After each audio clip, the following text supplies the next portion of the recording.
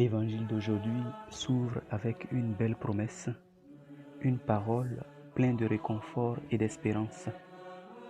En vérité, je vous le dis, si quelqu'un garde ma parole, il ne verra jamais la mort. Cette phrase-là, nous pouvons l'écrire sur nos statuts de Facebook, de WhatsApp. Nous pouvons l'envoyer comme SMS à nos amis, nos proches, comme nous voulons. Mais il faut qu'elle reste imprégnée dans notre cœur. Il faut que nous la partageons parce qu'elle est pleine d'espérance. Il faut que nous la partageons pour qu'elle arrive à ceux qui perdent espoir, à ceux qui sont touchés, troublés par le mystère de la mort. Frères et sœurs, Dieu est fidèle.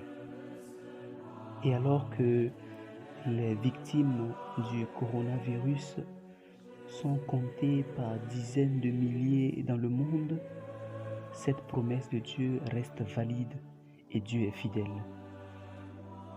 Si quelqu'un garde ma parole, il ne verra jamais la mort.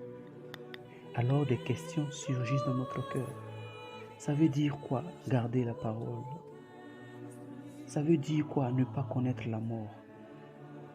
Garder sa parole, c'est d'abord l'écouter, la méditer et vivre de cette parole au jour le jour.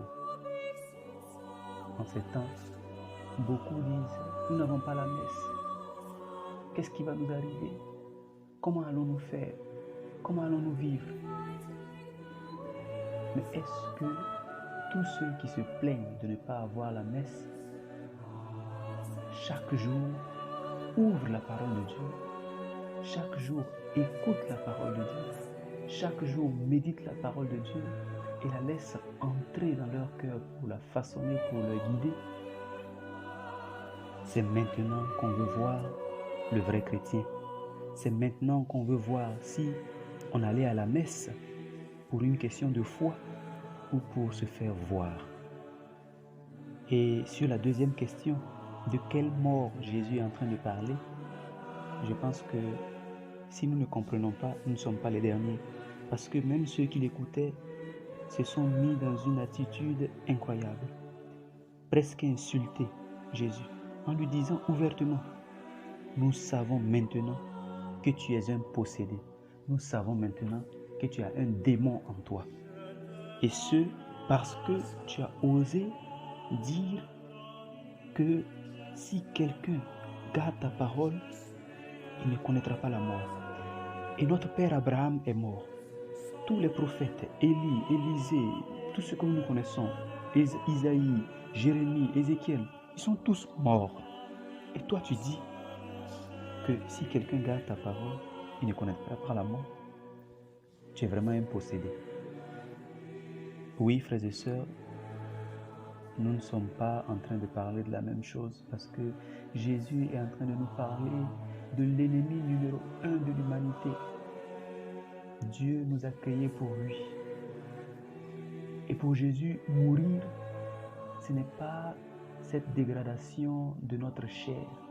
Ce n'est pas cette séparation du corps et de l'âme. Pour Jésus, la mort redoutable de laquelle il veut nous libérer, c'est de vivre pour toujours séparé de Dieu. Ça, c'est la véritable mort. Et c'est l'ennemi numéro 1. Et c'est une souffrance pour Dieu de voir sa créature s'éloigner, vivre sans lui pour toujours. Et par contre, nous sommes en train de parler de mort physique. Et alors nous sommes choqués de ce que Jésus dit. Et en plus de le traiter de possédé, on va jusqu'à lui poser la question, mais toi, pour qui te prends-tu? Tu es qui? Un simple menuisier, charpentier. On te connaît ici. Toi, tu peux faire une promesse pareille à des hommes? Pardon. Tu te crois plus grand que Abraham? Tu te crois plus grand que nos prophètes? Que nos patriarches? Pour qui te prends-tu? tu es qui même? Et Jésus ne nous dit pas seulement de garder sa parole. Il nous dit aussi, faites attention, parce que moi-même, tout ce que je fais, tout ce que je dis, je le fais au nom de celui qui m'a envoyé. Et moi, je garde la parole de mon Père. Je garde la parole du Père. Je garde sa parole. Je vis dans la confiance et dans l'abandon total à lui tous les jours. J'ai confiance en lui. Je sais qu'il ne m'abandonne jamais. Je sais qu'il m'exauce toujours. Si nous voulons savoir ce que veut dire garder la parole de Jésus, regardons comment Jésus lui-même a vécu son rapport avec le Père. Et ce rapport-là nous montre que Jésus est celui qui a été le premier à garder la parole du Père. Et garder la parole du Père, ça veut dire vivre toujours uni à sa volonté. Faire toujours la volonté de Dieu. Il disait un jour, ma volonté, ma nourriture, c'est de faire la volonté de mon Père. Et Jésus va dire aux Juifs, en parlant d'Abraham, regardez ce que si vous restez sur l'Ancien Testament, si vous ne comprenez pas que Abraham lui-même était tendu vers l'accomplissement de la promesse de Dieu, Abraham lui-même désirait le jour où Dieu serait venu visiter son peuple. Ça veut dire l'Ancien Testament. Abraham symbolise l'Ancien Testament. Tout cela est orienté vers le Nouveau Testament. L'Ancien Testament ne peut pas être compris sans le Nouveau Testament. Si vous ne comprenez pas cela, c'est difficile. Parce que Abraham lui-même, les prophètes, tout ce qu'ils ont dit, c'est de moi qu'ils parlaient. Alors, comme toujours, ils ne comprennent pas le langage de Jésus. Ils vont lui dire, mais tu n'as même pas 50 ans et tu as vu Abraham. Cela va pousser Jésus à faire encore une déclaration qui dit sa divinité. Avant qu'Abraham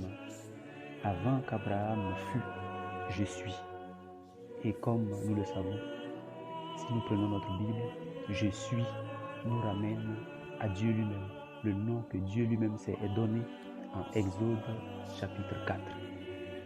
Tout cela me pousse à demander une grâce à Dieu en ce jour, de pouvoir garder mon cœur toujours uni à lui. Chercher à faire sa volonté en tout temps, en toutes choses. Garder sa parole dans mon cœur.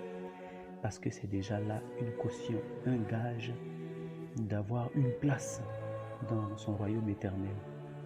Que cela nous anime en ce jour, que nous puissions garder vive l'espérance en la vie éternelle.